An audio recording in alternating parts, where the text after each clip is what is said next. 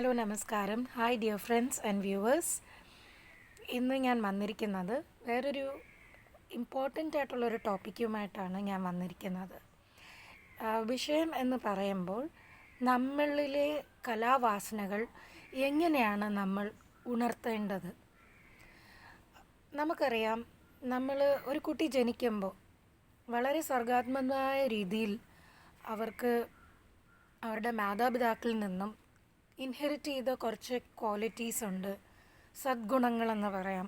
അതുപോലെ ഒരു കുട്ടി ജനിച്ചാൽ അതിൻ്റെ ഒരു ഫോർമേഷൻ പീരീഡ് ആകുമ്പോഴത്തേക്കും ആ ഒരു പീരീഡ് സമയത്താണ് നമ്മൾ ഇത്തരം കലാവാസനകൾ, അതായത് ഈ കുട്ടി വളരെ മനോഹരമായിട്ട് പാടുന്നു, ആടുന്നു, അതുപോലെ പെയിൻറ്റിങ് ചെയ്യുന്നു, അത് വളരെ നല്ല രീതിയിൽ ചിലപ്പോൾ ഡ്രംസ് മ്യൂസിക്കിനോട് താല്പര്യമുള്ള വ്യക്തികളായിരിക്കാം, കുട്ടികളായിരിക്കാം, കുഞ്ഞുങ്ങളായിരിക്കാം.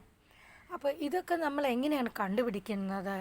നമ്മളുടെ വീട്ടിൽ നമ്മളുടെ സ്വകാര്യ നിമിഷങ്ങളിൽ നിങ്ങളുടെ കുട്ടികളോടൊപ്പം ആയിരിക്കുമ്പോൾ അവരിങ്ങനെ ചിലപ്പോൾ മൂളിപ്പാട്ടായിരിക്കും അവർ മൂളുന്നത്, അല്ലെങ്കിൽ അവർ ചിലപ്പോൾ ഇങ്ങനെ കൊട്ടുന്നതോ എന്തെങ്കിലും അത് അവർ ചെയ്യുമ്പോൾ പാഷനറ്റായിട്ട് ചെയ്യുന്നു, അല്ലെങ്കിൽ ഒരു നല്ല രീതിയിൽ വളരെ കീനായിട്ട് അതിനോട് താല്പര്യപ്പെട്ടവർ അതിൻ്റെ കാര്യങ്ങൾ കേൾക്കുന്നു, മനസ്സിലാക്കുന്നു, അത് അവരുടേതായ ഒരു ശൈലിയിൽ അവരത് കാഴ്ചവെക്കുന്നു.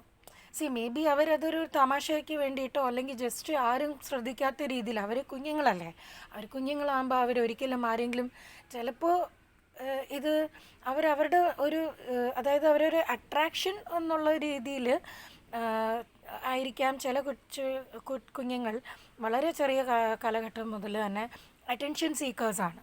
ചിലവർ അങ്ങനെ ആയിരിക്കില്ല, വളരെ ടിമിഡായിട്ടുള്ളവരായിരിക്കാം.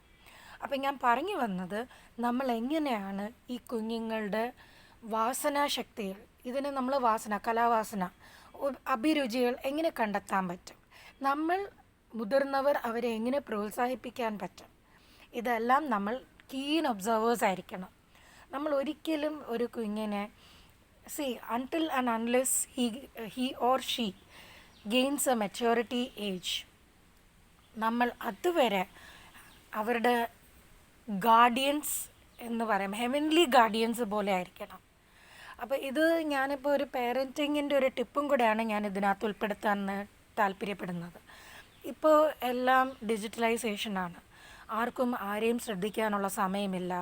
എല്ലാവരും ടി വി, അതുപോലെ digital theatres, mobile phones, gadgets, ഇതിലൂടെയാണ് എല്ലാവരും കമ്മ്യൂണിക്കേറ്റ് ചെയ്യുന്നത്.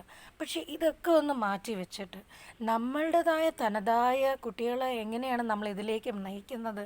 അവർക്കൊരു അഭിരുചി, അതായത് നമ്മൾ അവരുടെ ഒരു ഫോർ ഇൻസ്റ്റൻസ് ഒരു എക്സാമ്പിൾ പറയുകയാണെങ്കിൽ, നമ്മൾ അവരെ കൊണ്ടുപോവുക, ഈ കലാലോകത്തിലേക്ക് കൊണ്ടുപോവുക. അപ്പോൾ അവർക്ക് ഇഷ്ടപ്പെടുകയോ ഇഷ്ടപ്പെടാതിരിക്കുകയോ, അറ്റ്ലീസ്റ്റ് നമ്മളിപ്പോൾ ക്ലാസിക്കലാണ് നമ്മൾ കൂടുതൽ അവോയ്ഡ് ചെയ്യുന്നത്, പക്ഷേ ക്ലാസിക്കലാണ് നമ്മളുടെ മ്യൂസിക്കിൻ്റെ അടിസ്ഥാനവും. അപ്പോൾ ഇത്തരം കാര്യങ്ങളിൽ നമ്മളൊന്ന് ഇൻവോൾവ് ചെയ്യിപ്പിക്കത്തക്ക വിധത്തിൽ, അതായത് അവരുടെ അഭിരുചിക്കനുസരിച്ച് നമ്മളവരെ കൊണ്ട് നടക്കുക, നമ്മളവരെ പ്രോഗ്രാംസ്, നമ്മളിപ്പം മൊബൈൽ ഫോൺസ് ഒരു 3-4 മണിക്കൂർ മൊബൈൽ ഫോൺസിൽ നമ്മൾ ചിലവാക്കിയാൽ നമുക്ക് എന്തെങ്കിലും ഗുണം കിട്ടുമോ? പ്രത്യേകിച്ച് എന്തെങ്കിലും ഗുണം കിട്ടുമോ? അത് നമ്മൾ ഗെയിംസ് ആവാം. ഈ ഗെയിംസൊക്കെ തന്നെയാണ് ഒരു ഭയങ്കര ഐ സ്ട്രെയിനിങ് കാര്യങ്ങളാണ്. അതേസമയത്ത് ആ 3-4 മണിക്കൂർ നമ്മൾ അവരെ നമുക്ക് കഥാപ്രസംഗം ഇപ്പം നമ്മളുടെ അതായത് ഉത്സവ കമ്മിറ്റിയിലൊക്കെ ഉണ്ടോ എനിക്ക് തോന്നുന്നുണ്ടാവും. അപ്പം അങ്ങനെയൊക്കെ കലോത്സവങ്ങൾ വേദികളിൽ കൊണ്ട് നടക്കുക, അവിടെ നടക്കുന്ന ലൈവ് പെർഫോമൻസസ് കാഴ്ചവെപ്പിക്കുക, അതായത് കാഴ്ചവെപ്പിക്കുന്നവരെ പരിചയപ്പെടുത്തുക. ഇതൊക്കെയാണ് നമുക്ക് ചെയ്യാൻ പറ്റുന്ന കൊടുക്കാൻ പറ്റുന്ന ഒരു ഗിഫ്റ്റഡ് ബ്ലെസ്സിങ്. പിന്നെ ഇപ്പോൾ ക്രിസ്ത്യൻസ് ആണെന്നുണ്ടെങ്കിൽ നാച്ചുറലി കൊയറുണ്ട്, ഹിന്ദുസ് ആണെന്നുണ്ടെങ്കിലും ഈ പറയുന്ന ടെമ്പിൾസിലെല്ലാം പിന്നെ പാരായണങ്ങൾ അങ്ങനെയൊക്കെ ഉള്ളത്. അപ്പോൾ അങ്ങനെ ഞാൻ ഒരു റിലിജനുമായിട്ടൊരു കണക്ട് ചെയ്യുന്നതല്ല, നിങ്ങൾക്ക് എക്സാമ്പിൾ പറഞ്ഞു എന്നേ ഉള്ളൂ. അപ്പം നമുക്ക് എവിടെയും നമ്മളുടെ ഒരു അഭിരുചികൾ അത് നമ്മളിങ്ങനെ കണ്ട് വളർത്തി അതിന് വേണ്ടിയിട്ടുള്ള വേദികൾ ഒരുക്കുക. ഇപ്പം ഡിജിറ്റൽ ആയതുകൊണ്ട് ഇപ്പം നമുക്കൊരു യൂട്യൂബിൽ തന്നെ കുട്ടികളുടെ ചാനൽസൊക്കെ ഇപ്പം കൊറോണ സമയത്ത് ഭയങ്കരമായിട്ടത് ഒരു ഇതാണ്. ഇതൊക്കെ നമ്മൾ അവർക്കൊരു ചോക്ലേറ്റ് കഴിക്കുന്നതിൻ്റെ ഒരു ഇത് അവോയ്ഡ് ചെയ്തിട്ട് നമുക്ക് ഇത്തരം രീതിയിൽ നമുക്ക് പ്രൊമോട്ട് ചെയ്യാൻ പറ്റും. അപ്പോൾ അവർക്കും അതൊരു ഇൻട്രസ്റ്റ് ആവും.